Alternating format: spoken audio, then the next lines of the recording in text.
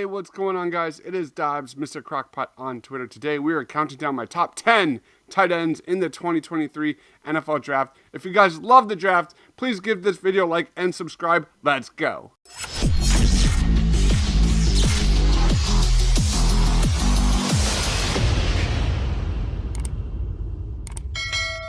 Coming in number 10 in my rankings is Luke Schoonmaker out of Michigan.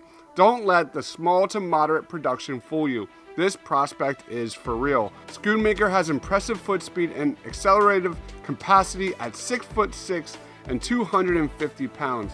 He's also shown off smooth body control and stride when corralling throws over the middle of the field. But what will truly win over NFL coaches is his high-level blocking ability. Schoonmaker is one of the best blockers in the tight end class. Schoonmaker's best role at the next level is most likely a wide tight end or as a point man in a bunch set. He's got excellent hands. The knock here is the lack of production at this point of his career, but I've got a day 3 grade on Luke Schoonmaker. Let's watch some highlights. Here comes a blitz.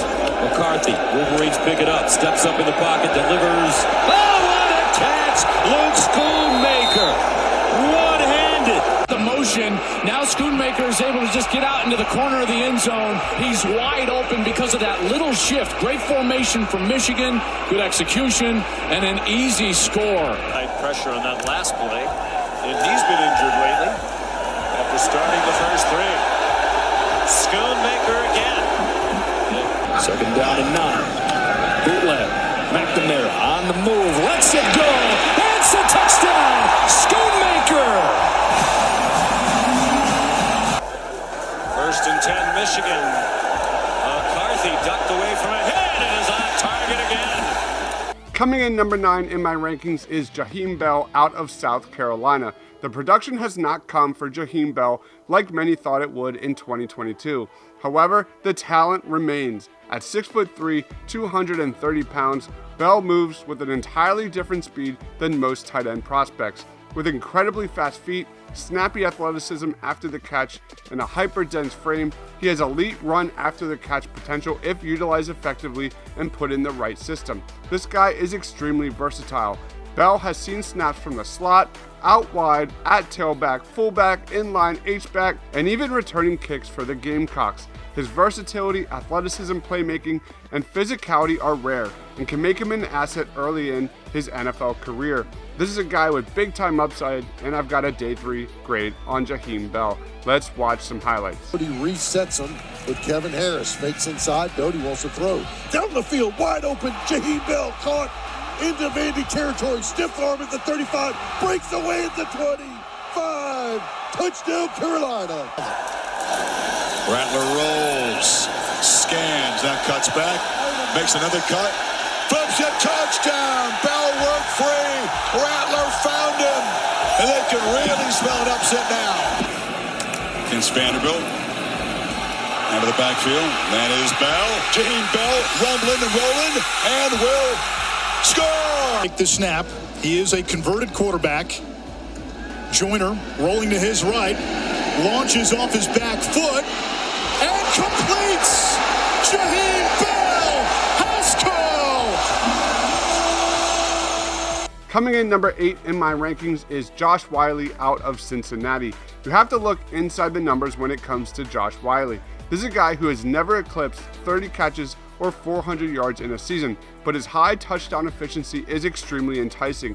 On just 79 career catches, Whyle has 15 touchdowns, averaging nearly 1 score per every 5 receptions. At 6'6" and 250 pounds at most, Whyle's slightly leaner frame won't always translate well in contact situations, but his brand of athleticism is very appealing and a defining foundational portion of his profile. Based on his tools, Josh Whyle has the feel of a prospect who could be even more productive at the next level. Right now, I've got a day 3 grade on Josh Whyle. Here's some highlights. Talk to head coach Luke Fickell. He called Tucker the culture of the program. As Bryant sends it over the middle, and there's the first touchdown of the game. Josh Whyle makes the catch, and the Bearcats are on the board first. Red zone offense. The question for Cincinnati.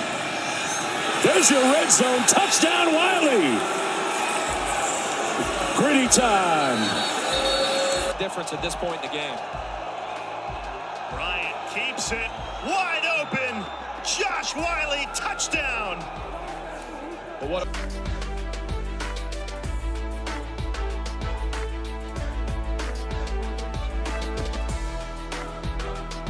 Coming in number 7 in my rankings is Cameron Latu out of Alabama. The encore season for Cameron Latu after the 2021 season hasn't been quite as productive. Granted, that season set a high bar, as Latu broke the Alabama school record for touchdowns by a tight end in a season, putting up 26 catches for 410 yards and 8 touchdowns. Last year, Latu proved his ability to convert as a red zone threat. Latu's unique pass as a former edge rusher gives him an exciting upside as a route runner. He has the ankle flexion to accelerate on breaks and use space efficiently, with the necessary athleticism to capitalize after the catch. This is unquestionably a developmental piece, but I think his big-time upside will be enough for teams to call his name sooner than later on draft night. I've got a day 3 grade on Cameron Latu. Here are some highlights. Cheer. Jermaine Burton in the slot to the left. Young tries the deep ball, and did Latu grab that? Yes!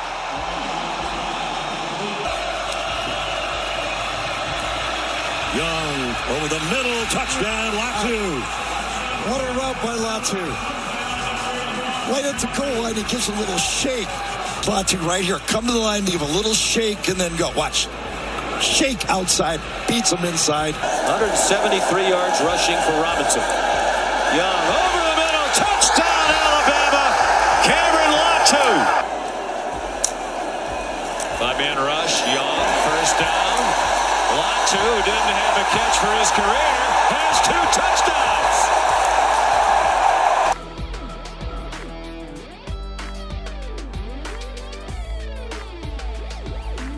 Coming in number 6 in my rankings is Luke Musgrave out of Oregon State.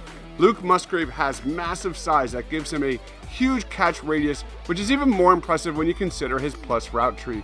Luke Musgrave is someone who plays a very physical brand of football. A knee injury has kept Musgrave off the field for most of the 2022 campaign. This is a phenomenal athlete, a documented Feldman freak with a recorded 4.51 40-yard dash and a 36.5 vertical. He's explosive and flexible as a route runner, a speed threat against defensive backs in space, and an extremely natural contortionist when the ball is coming his direction. That size and explosiveness allows him to be an outstanding blocker, whether it's in the run game or in pass protection. This is a major asset to any team at the next level. The biggest knock here is that Musgrave played in a very inconsistent offense, and that his production doesn't always match his talent. Regardless, I've got a day 2 grade on Luke Musgrave. I think this guy is going to kill it at the combine. Let's watch some highlights. Chance Nolan rifles it across the middle, and it's his tight end again, Musgrave, and he's got a first down to the 30-yard line. Up the seam Saturday. That's what we're going to call this today, Beth. Why? Because you got a tight end and just fakes the defender out and goes right up the seam. Harrison would be the next guy in line. Nolan on the rollout, looking for Musgrave towards the back of the end zone. Touchdown! Luke Musgrave hauls it in from 27 yards out. 20 seconds to go. Here's Nolan looking. Hit as he throws. Ball floats up in the air. It's caught by Luke Musgrave.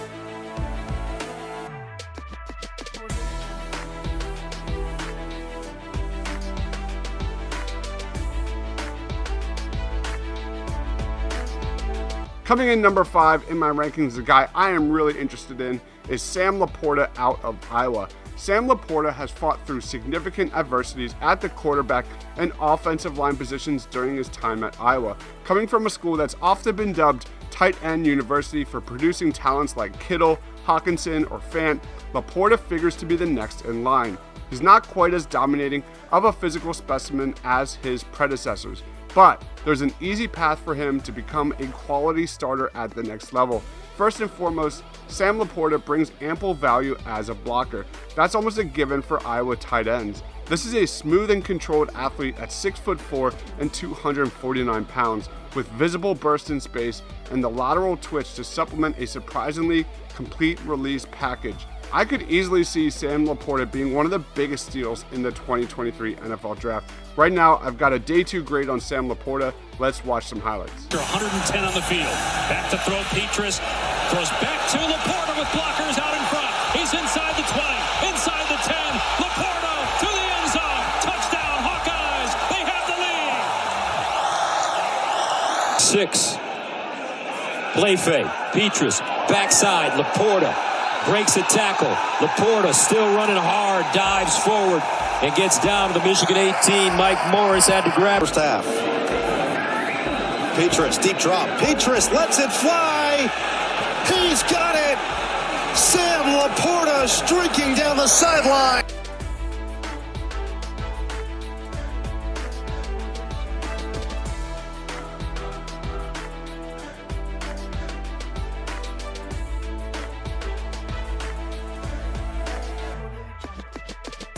Coming in number 4 in my rankings is Darnell Washington out of Georgia.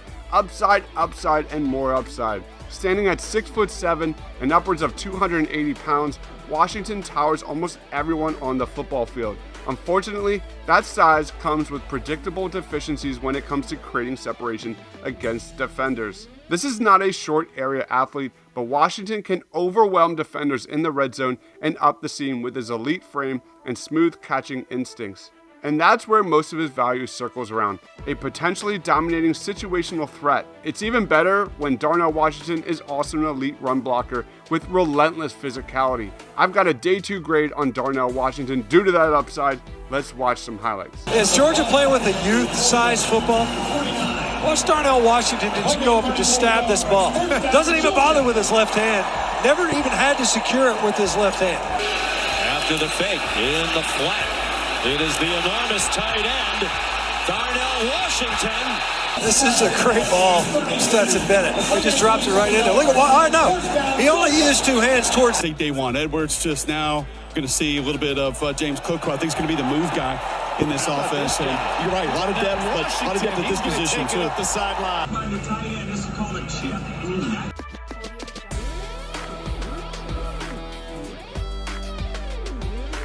Coming in number 3 in my rankings is Tucker Kraft out of South Dakota. You can pencil in Tucker Kraft as one of the top tight ends in this class. At 6'5" and 255 pounds, Tucker Kraft has an NFL frame and he wears that weight extremely well going in and out of his routes. Not only is he an able receiving threat beyond his frame, but Kraft doubles as a high-level run after the catch weapon with alignment versatility and burst upfield. Kraft plays with outstanding athleticism before and after the catch, and he has a feel for taking underneath throws and turning them into big gains. Kraft splits his snaps between the slot and inline and showed outstanding promise as a run blocker. Right now, I've got a round 2 grade on Tucker Kraft. Let's watch some highlights.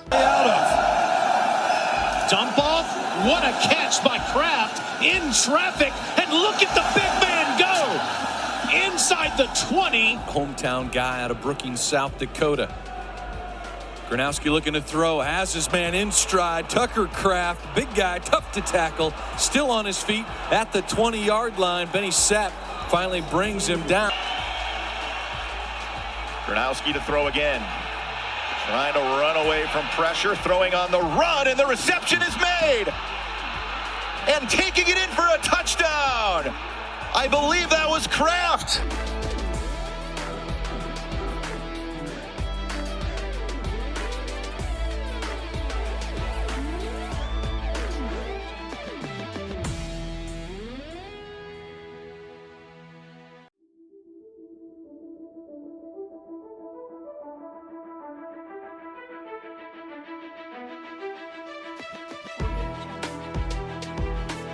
Coming in number 2 in my rankings is Dalton Kincaid out of Utah.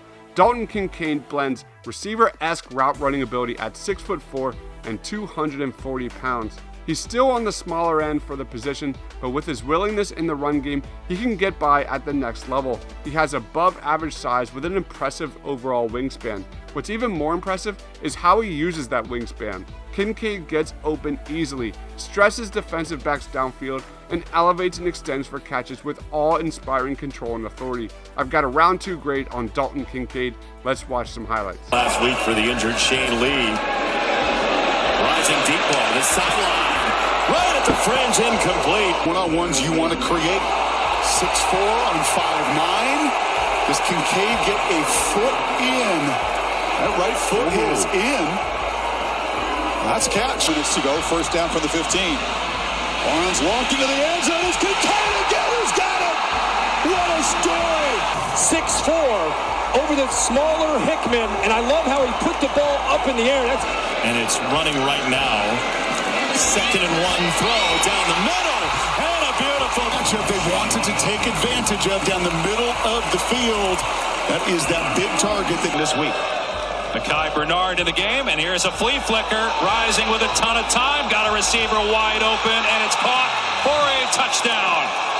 Dalton Kincaid got behind the defense, and Utah is on the board first. Coming in number 1 in my rankings is Michael Mayer out of Notre Dame. Easily one of the safest picks in the entire draft, who can dominate in the passing game and in the run game. Michael Mayer has been the focal point of the Fighting Irish offense. He has plus size at 6'4" and 265 pounds. With that frame, his effortless receiving ability commands attention from opposing defenses. He's got elite catching instincts and hand strength, allowing him to be elite on contested catches. But he's also a great route runner with excellent awareness. His solid athleticism also allows him to work from different alignments as well. He's got the burst to find separation through seams, and on top of all that, he's a tenacious blocker in the run game. This is a guy who checks off a ton of boxes for the position and is easily number 1 at the position in this class. Right now, I've got a top 20 grade on Michael Mayer. Let's watch some highlights. He has returned to the game for the SC defense. Off the play fake, Pine launches to the end zone, jump ball caught, touchdown, Michael Mayer. A little salty down there. Watch this. When you get him one-on-one, you've got to be able to take advantage of that. Max Williams, who's had a great year, just overmatched. He's not scared or shying away from anybody. Now Pine, protected well and fires, has Mayer, and Mayer on top for the touchdown. He pushes up the field. He runs what we call a little nod route. Make it seem like I'm running an out. He powers through the defender, gets up the seam. High and firm to Mayer is a good way to go. Drew Pine and Mayer are buddies.